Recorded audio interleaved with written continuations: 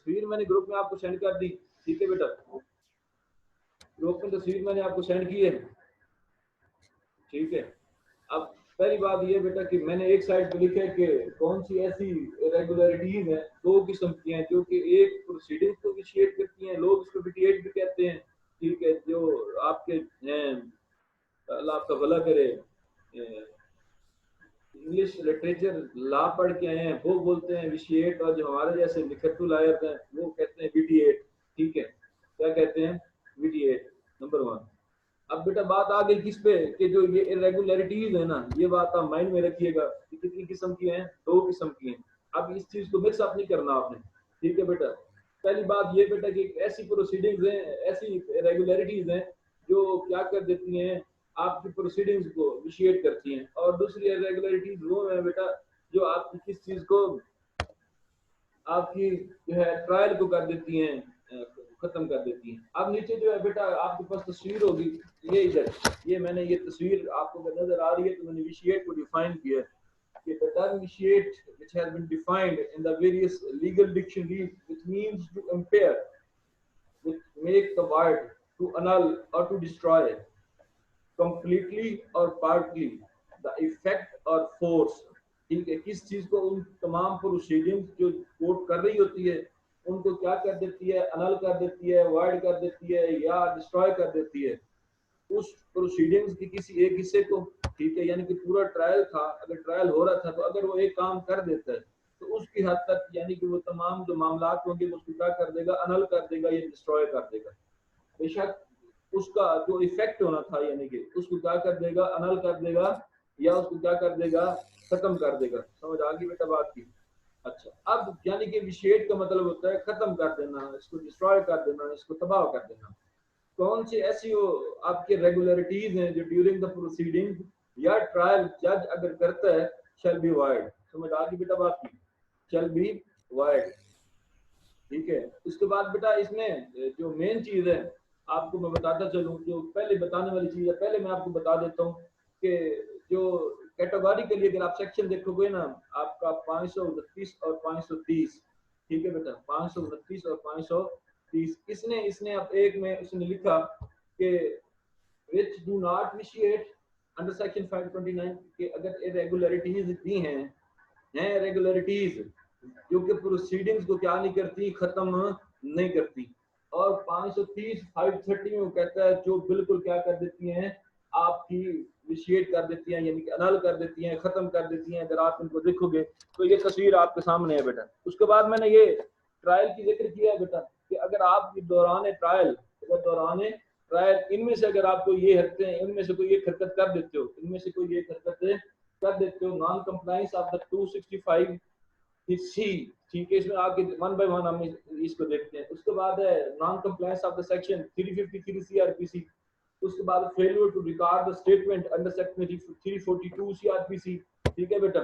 उसके बाद आपका फेयर ट्रायल जो था, आपने फेयर ट्रायल करना था लेकिन आपने किया नहीं। उसके बाद no opportunity of the cross examination to the accused, आपने जरा का हक देना था किस चीज को, उस अक्यूज को, लेकिन आप नहीं दे पाए। उसके बाद नेक्स्ट के नीचे आपका जो रॉन्ग प्लेस थी, आपकी क्या थी, रॉन्ग प्लेस थी, यानी कि जिस जगह पे आपने बेटा आपने वो ट्रायल करना था, उसका जो वजह थी, उसका जो चीज थी बेटा, क्या कहते हैं उसके लिए, that was misleading for the accuse. उसके बाद नेक्स्ट जो आखिरी बात है बेटा जो है आपका रिगार्डिंग ऑफ चार्ज, ठीक है, जो उसने चार्ज फ्रेम किया था अंडर सेक्शन 535 सीआरपीसी, ठीक है बेटा, क्या था 535 सीआरपीसी। तो इसमें मेन बात अब ये 2 किस्म की रेगुलरिटीज है बेटा, ठीक है, जो कि प्रोसीडिंग्स को नल एंड वाइड करती हैं या आपके ट्रायल को नल एंड वाइड करती हैं, ठीक है। अब जो आपकी प्रोसीडिंग्स को करती हैं ना विशिएट, वो कैटेगरी 2 किस्म की है। समझ आ गई बेटा। पहली जो which do not vitiate the proceedings, ठीक है, अब उसको जरा हम देख लेते हैं कि वो कौन कौन सी हैं, ठीक है, जो कहाँ बता दी गई है आपको 529 सीआरपीसी में बता दी गई है। समझ आ गई बात की। अच्छा, इसने अब ये सारी बातें पहले सुन लेना, ठीक है बेटा। अब जो बातें मैं लिखवा रहा हूँ ये आपने क्या करनी है, लिख लेनी है। समझ आ गई बेटा बात की। अब पहली बात ये है कि इशू ए वारंट अंडर सेक्शन 98, ठीक है, यानी कि अगर एक आपको मजिस्ट्रेट जो है ना, ठीक है, वो क्या करता है आपकी सर्च वारंट अगर आपको याद हो अंडर सेक्शन 98 इशू करता है तो वो प्रोसीडिंग इनिशिएट नहीं करेगा। लेकिन इन बातों को मैं आपको अगर ये सारी बातें बता दूं ना, तो आखिर में एक सेंटेंस लिखा हुआ है कि अगर all these things done erroneously but into good faith. अब जो ये मैं बातें बता रहा हूँ ना 529 की, तो पहले माइंड में आपने ये बातें रखनी है वन बाय वन, जो चीजें मैं डिस्कस कर रहा हूँ कि मजिस्ट्रेट साहब अगर ये करते हैं, करते गलती है, ठीक है, लेकिन करते हैं इन गुड फेथ में, ठीक है, लेकिन उसकी वजह से आप इस जो ये प्रोसीडिंग्स हैं उनको अविशिएट नहीं कर सकते, आप उनको नल एंड वाइड डिक्लेयर नहीं कर सकते। ठीक है, तो जो 529 में बता दी गई है ना, वो कहता है विच डू नॉट या which does not vitiate the proceedings, यानी कि ऐसे काम मजिस्ट्रेट साहब परफॉर्म करते हैं बट इनटू गुड फेथ, ठीक है, इसकी वजह से आप उन प्रोसीडिंग्स को विशिएट नहीं कर सकते, but the main thing is the good faith. ठीक है, अब ये जो सारी बातें मैं इस सेक्शन में, अगर ये जो आपने लिखा हुआ है इधर 529 के नीचे, अब पहली चीज मैंने कौन सी आपको लिखवाई है 529 के नीचे, ठीक है बेटा, पहली चीज है issue a warrant under section 98 if the such warrant was into good faith that does not amount the vitiate the proceeding। उसके बाद नेक्स्ट दूसरी चीज है to order under section 155 to investigate. ठीक है, इसमें क्या करता है, इन्वेस्टिगेशन होती है जब मजिस्ट्रेट किसी भी पुलिस ऑफिसर को क्या करता है, डायरेक्शन देता है कि जनाब आपने क्या करनी है, जो ये इन्वेस्टिगेशन है आपने कंडक्ट करनी है। ठीक है बेटा, उसके बाद बेटा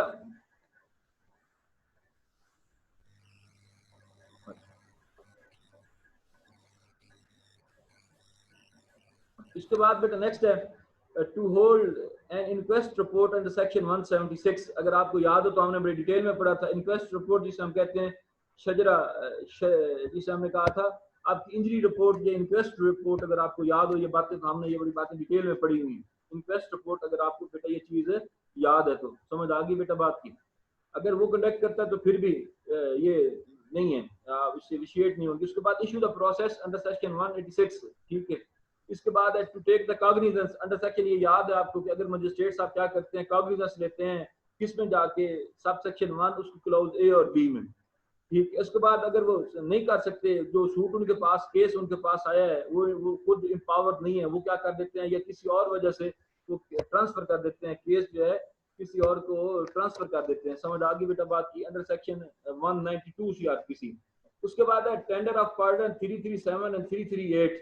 ठीक है, अगर वो क्या करते हैं, किसी को टेंडर करते हैं, पार्डन ग्रांट कर देते हैं, तो उसकी बुनियाद पे हम ये नहीं कह सकते कि मजिस्ट्रेट साहब ने गलत काम किया। उसके बाद ये चीजें हमने सेकंड लास्ट सेक्शन में पढ़ा है कि to sell the property which was, जो हमने ये पढ़ा था बॉन्ड में, पेरिशेबल या एग्जीक्यूशन ऑफ बॉन्ड में अगर प्रॉपर्टी होती है, सुपुर्दारी के बाद डिस्पोजल ऑफ प्रॉपर्टी है, अगर ये बातें हों उस चैप्टर में अंडर सेक्शन 524 एंड सेक्शन 525 में जाके वो प्रॉपर्टी सेल करता है, तो हम उसको चैलेंज नहीं कर सकते, but all these things must be in to good faith. अच्छा, इसके बाद लास्ट वन है withdrawal of the case under section 528। ये कल हमने चीज पढ़ी थी कि विड्रॉल किसके पास इख्तियार है, आपका सेशन जज के पास। ठीक है, ये कल बातें हमने पढ़ी थी। लेकिन अगर कोई मजिस्ट्रेट साहब जो है वो अपने सबऑर्डिनेट को, मजिस्ट्रेट सेक्शन 30 है, अपने जूनियर मजिस्ट्रेट को देता, तो अगर उससे वो विड्रॉ करता है तो हम उसको नल एंड वाइड डिक्लेयर नहीं कर सकते। अब ये 9 इंस्टांसेस हैं बेटा। ठीक है, 9 इंस्टांसेस। ठीक है, अगर इनमें से कोई एक भी मजिस्ट्रेट साहब ने इख्तियार किया है ना, मजिस्ट्रेट साहब ने क्या किया है, कोई एक भी अगर उन्होंने परफॉर्म किया है but it was into good faith, तो हम इसको क्या कह सकते हैं, अंडर सेक्शन 529 के all these irregularities which can't initiate the proceedings. ठीक है, 529 में तमाम जो एक्ट्स हैं जो मजिस्ट्रेट साहब अगर परफॉर्म कर देते हैं, तो याद रखिएगा but all these must be into the good faith, फिर that's not amount the vitiating the proceedings. इससे आप क्या नहीं कर सकते, आपकी जो प्रोसीडिंग्स हैं जो कोर्ट ने कंडक्ट किए हैं, हम उसको ये नहीं कह सकते कि ये नल एंड वाइड है। समझ आ गई बेटा बात की। इसके बाद है बेटा सेक्शन 530। सेक्शन कौन सा बेटा, 530 ऑफ द सीआरपीसी, जिसमें वाज़ेह तौर पर उसने लिख दिया कि the proceeding the irregularities which vitiate the proceedings. ठीक है बेटा, यानी कि ऐसे तमाम वो ब्लंडर्स जो मजिस्ट्रेट साहब की प्रोसीडिंग्स में बार बार बता रहा हूँ, मैं ट्रायल की बात नहीं कर रहा। ठीक है, अब प्रोसीडिंग्स में सवाल आता होता है या सवाल आता है विशिएट द ट्रायल, हम भाग के लिख देते हैं 529 और 530, तो हमारा नंबर आ जाता है 0। तो इस चीज को आपने फोकस करना है कि 529 और 530 जस्ट डील करता है प्रोसीडिंग्स को। समझ आ गई, जो ऐसी इरेगुलरिटीज जो प्रोसीडिंग को विशिएट करती है ना, ऐसी इरेगुलरिटीज जो प्रोसीडिंग्स को विशिएट करती है ना बेटा, वो है 530 जो मैं पढ़ा रहा हूँ, ठीक है। और ऐसी प्रोसीडिंग जो ट्रायल को विशिएट करती हैं वो आपके 531 से लेकर 538 तक हैं। भाई और इसके अलावा भी हैं जो मुख्तलिफ वेरियस जजमेंट्स में हेल्ड हुई हैं, वो भी हम देखेंगे आज, ठीक है। अब बेटा बात आ गई 530 के कि कौन सी ऐसी वो इरेगुलरिटीज हैं जो कि आपकी प्रोसीडिंग को क्या क्या देती हैं, विशिएट करती हैं। समझ आ गई बेटा बात की। अब उसने पहली जो चीज लिखी है, लेकिन इसने ये वाज़ह तौर पे लिखा है, जो पहली इसके अगर आप टाइटल पढ़ोगे सेक्शन के नीचे, ठीक है, विच विशिएट द प्रोसीडिंग्स, बट उसने नीचे शुरुआत की उसने लिखा है not being empowered by the law, ठीक है, not being empowered by the law, यानी कि एक ऐसे मजिस्ट्रेट साहब जिनके पास इख्तियारात ही नहीं थे, क्या नहीं थे, इख्तियारात ही नहीं थे, या वो फर्स्ट क्लास नहीं करना था लेकिन सेकंड क्लास करता है, ठीक है। यानी कि अगर किसी ने 87 में जाके कोई प्रोसीडिंग्स इनिशिएट किए हैं तो उसने 88 में भी उसने करनी है। तो इन मामलात में उन्होंने ये इंस्टांसेस बताए हैं, अराउंड अबाउट 13 के करीब है ये, तो ये कहते हैं कि ये ऐसी रेगुलरिटीज है बेटा जो किसको नल एंड वॉइड डिक्लेयर कर देती हैं, आपकी प्रोसीडिंग्स को। 530 ये याद रखिएगा, मैं बात किसकी कर रहा हूँ, प्रोसीडिंग्स की। ये डिफरेंशिएट सवाल आ जाता होता है, समझ आई बेटा बात की। अच्छा इसके बाद नेक्स्ट है बेटा, अच्छा इसमें बेटा नेक्स्ट है पहली बात जो 530 का पहला इंस्टेंस है, attach and sell the property under section 88, attach and sells the property under section 88। अब मैं जैसे आपको कह रहा हूं बेटा कि सपोज कि आपके मजिस्ट्रेट साहब जो फर्स्ट क्लास थे उन्होंने प्रोसीडिंग्स इनिशिएट की अंडर सेक्शन 87, ठीक है, 87 में उन्होंने उसका वारंट और तमाम बातें जो है वो की, लेकिन इसकी जो एग्जीक्यूशन है ना अटैचमेंट एंड सेल की, ये कोई दूसरा मजिस्ट्रेट करने लग जाता है। समझ आ गई बात की।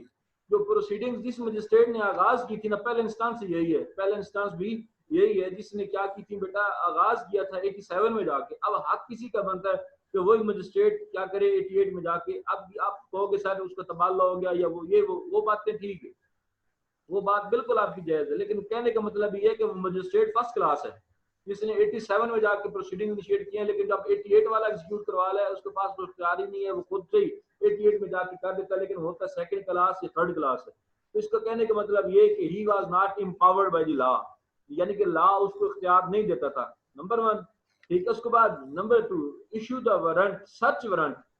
अब क्या करते हैं जनाब, अंडर सेक्शन 96 है उसमें वो वारंट, सर्च वारंट इशू कर देते हैं, किसके लिए, फॉर द लेटर, ठीक है। उसके बाद है आपका other thing into the post office. उसके बाद है आपका कोई भी और ऐसा आपका सब्सटेंस जो कि किसी भी आपके होता है पोस्ट ऑफिस वालों के कब्जे में होता है, उनको क्या करते हैं, सर्च वारंट इशू कर देते हैं, जबकि वो क्या होता है, मजिस्ट्रेट साहब एम्पावर ही नहीं होते, उनके पास इख्तियार ही नहीं होता। उसके बाद next section sub section demand security to keep the peace. Number 1 अब ये चीज सेम है, सेक्शन 107 अगर आपको याद है, 107 और 151 हमने पढ़ा था, ठीक है। 107 में वो क्या कहता है, demand the security to keep the peace. दूसरी बात है demand the security of the good behaviour. समझ आ गई बात की। अच्छा उसके बाद अगर ये दो सेक्शन आप पढ़ोगे 107 से लेके 107, 108, 109, इसमें वाज़ेह तौर पे जिक्र लिखा हुआ है मजिस्ट्रेट ऑफ फर्स्ट क्लास, मैंने रोना आपको ये बताया था, is empowered, he may ask to the person to furnish the security and keep the and bonds and keep the security, peace and public tranquility। ये सारी बातें किसके पास इख्तियार हैं, अगर आपको बेटा याद हो तो मैंने पहले भी आपको कहा था ये बातें सारी कहाँ पे लिखी हुई हैं, आपके उस सेक्शन 107 के प्रीएम्बल में लिखी हुई है कि मजिस्ट्रेट ऑफ फर्स्ट क्लास होगा। लेकिन यहाँ पे अगर मजिस्ट्रेट ऑफ सेकंड क्लास ये बातें करेगा, समझ आ गई बात की, तो वो क्या होंगी, विशिएट द प्रोसीडिंग, वो नल एंड वाइड होंगी।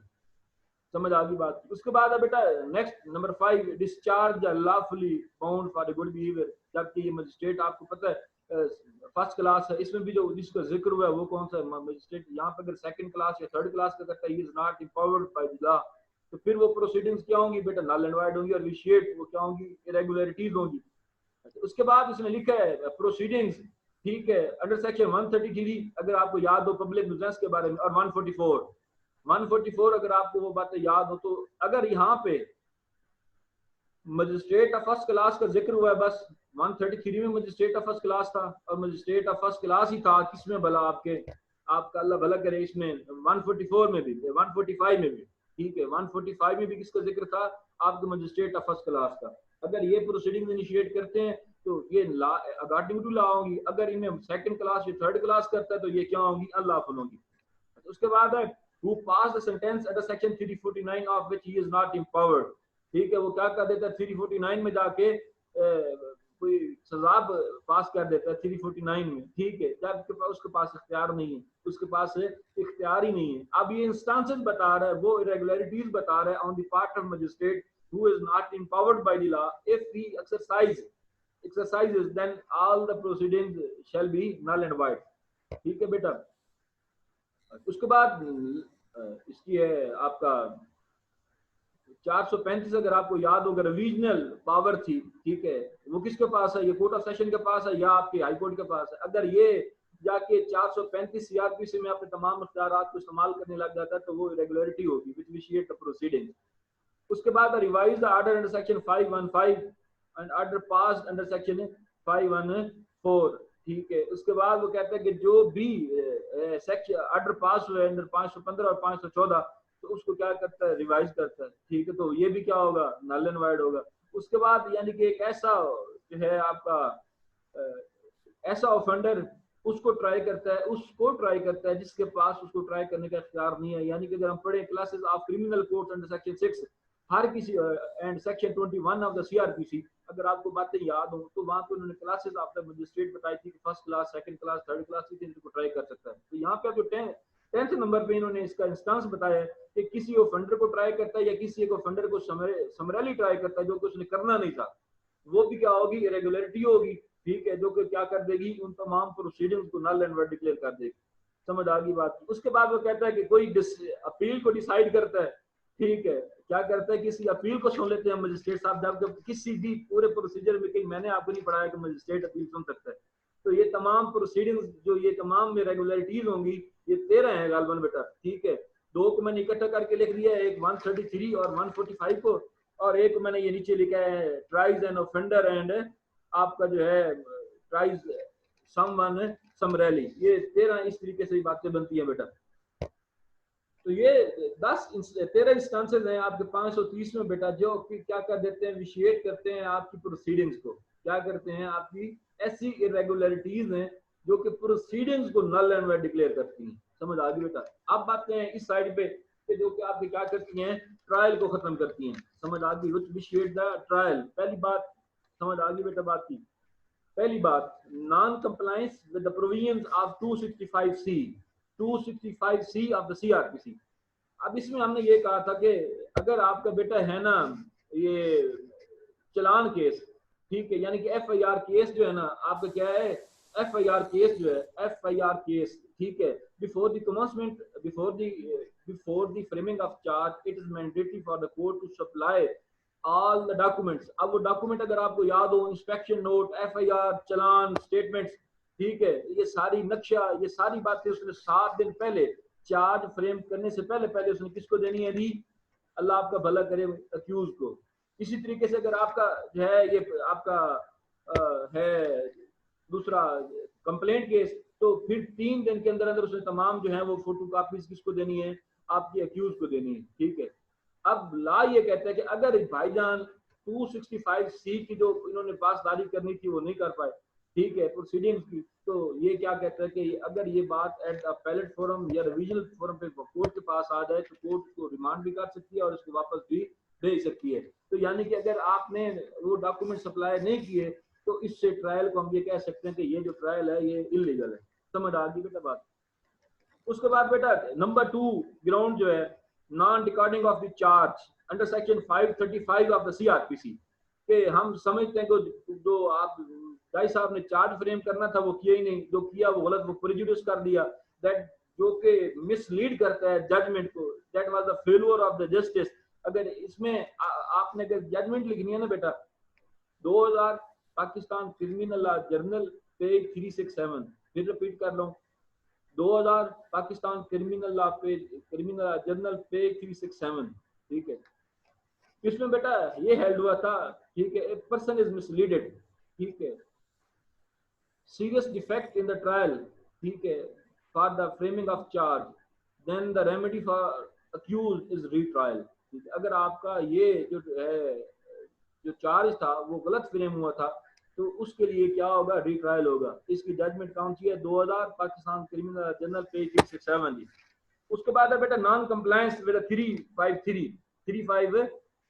इसमें वाज़ह तौर पे लिखा हुआ है कि जब भी कोई कोर्ट ट्रायल के दौरान एविडेंस रिकॉर्ड करेगी तो वहां पे अक्यूज का होना जरूरी है, अक्यूज का होना जरूरी है। समझ आ गई बेटा बात। अक्यूज की हाजिरी में, अक्यूज की मौजूदगी में आपने वो तमाम एविडेंस रिकॉर्ड करनी है। आप इस पे अगर आपने केस ला लिखना है जनाब तो आप देख लो 2018 पाकिस्तान क्रिमिनल जर्नल पेज 200, ठीक है, जिसमें उसने वाज़ह तौर पे लिखा हुआ है section 353 clearly demonstrates that the evidence of the प्यूटब्ल्यूज must be recorded in the presence of the accused unless his attendance is dispensed with.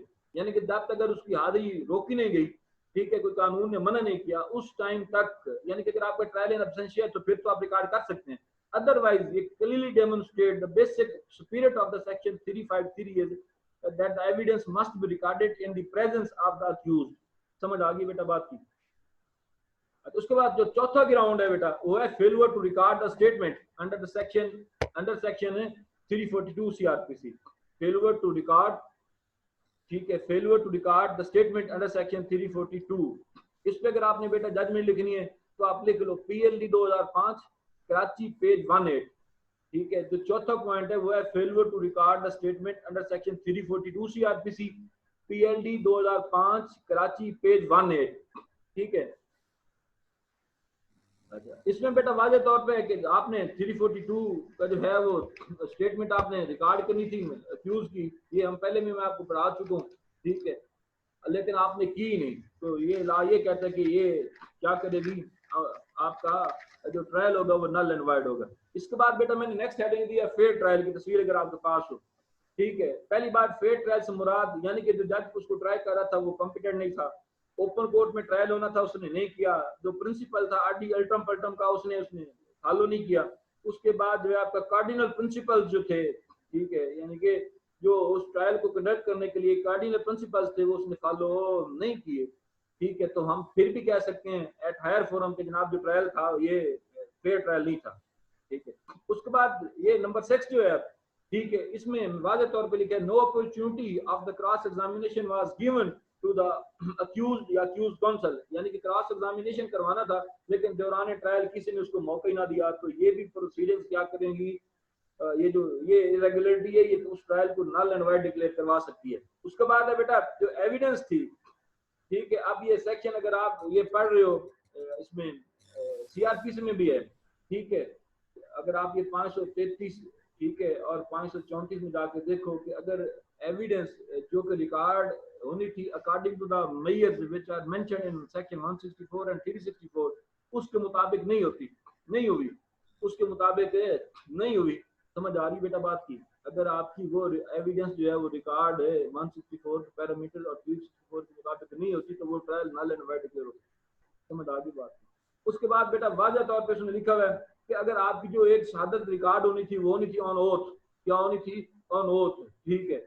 जबकि प्रोसीजर भी बताता है और तमाम क्यूएसओ में भी पैरामीटर्स बताए गए हैं कि जनाब ऑन ओथ होगी। तो याद रखिएगा अगर वो ऑन ओथ नहीं लेता, अगर वो ऑन ओथ नहीं लेता तो इसको भी हम कह सकते हैं कि ये जो ये आपकी है ये प्रोसीडिंग ये क्या है भला आपकी नल एंड वाइड है, ये ट्रायल क्या है आपका इनिशिएट हो सकता है। आखिरी बात 8वां ग्राउंड है इसका बेटा 531 सीआरपीसी कि अगर जो प्रोसीडिंग्स थी होती भी गलत जगह पे हैं, ठीक है, नो फाइंडिंग और order of the criminal court shall be set aside, यानी कि अगर आप ये प्ली लेते हैं ना कि गलत जगह पे हुआ है तो उस टाइम तक ये गलत साबित नहीं करवा सकते जब तक आप ये ना कह दें कि जनाब जो क्रिमिनल कोर्ट है ना उसने जो कोई जजमेंट या ऑर्डर जो है क्या पास किया है, जब तक आप वाज़ह तौर पे साबित नहीं कर देंगे कि कोई एनी फैक्ट हकीकत में कोई any mistake which has been in fact occasioned which causes the failure of justice. आपने अगर रॉन्ग प्लेस का ग्राउंड लेना है ना 531 की आखिरी लाइन में वो लिखा हुआ है कि इन फैक्ट आप जब तक ये वाज़ह नहीं कर दोगे, जब तक आप ये वाज़ह नहीं कर दोगे कि ये बात जो है ना क्या हो चुकी है फेलियर ऑफ जस्टिस है, फेलियर ऑफ जस्टिस है। समझ आ गई बेटा बात की, फेलियर ऑफ जस्टिस है।